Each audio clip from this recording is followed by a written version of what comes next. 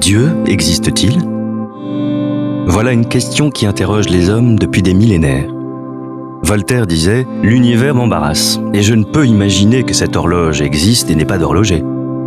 Face à la souffrance et à la mort, cette question devient encore plus cruciale. Si Dieu existe, pourquoi le mal ? Comme tous les hommes, les chrétiens sont confrontés à ces questions. À la suite de leurs frères juifs, ils font l'expérience d'un Dieu qui s'intéresse à l'homme et qui l'accompagne dans sa quête du bonheur. Prenons une image. Dieu est comme un guide de haute montagne qui conduit des alpinistes jusqu'au sommet.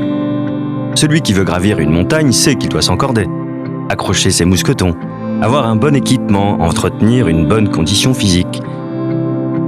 Celui qui veut s'affranchir de ces règles met sa vie en danger et son ascension risque de devenir un véritable enfer. C'est exactement ce que nous racontent les premières pages de la Bible. Dans ce récit symbolique, Dieu crée Adam et Ève par amour et leur donne des règles de vie. Tu peux manger les fruits de tous les arbres du jardin, mais l'arbre de la connaissance du bien et du mal, tu n'en mangeras pas. Car le jour où tu en mangeras, tu mourras.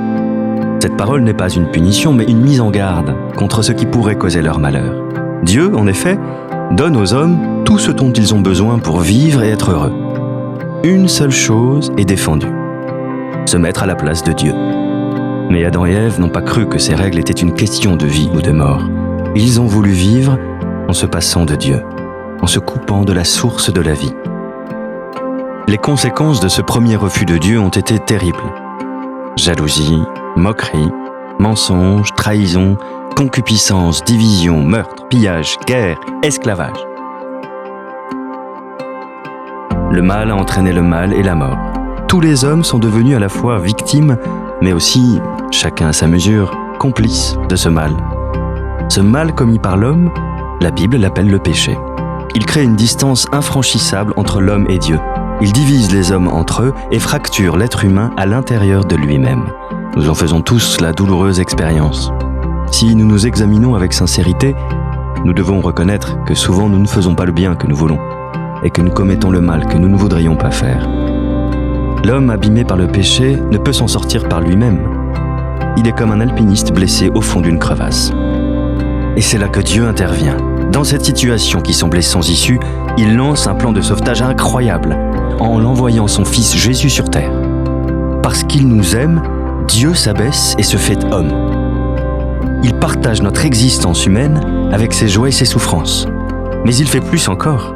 En nous aimant jusqu'au bout, il accepte de mourir à notre place alors que c'est nous qui étions coupables.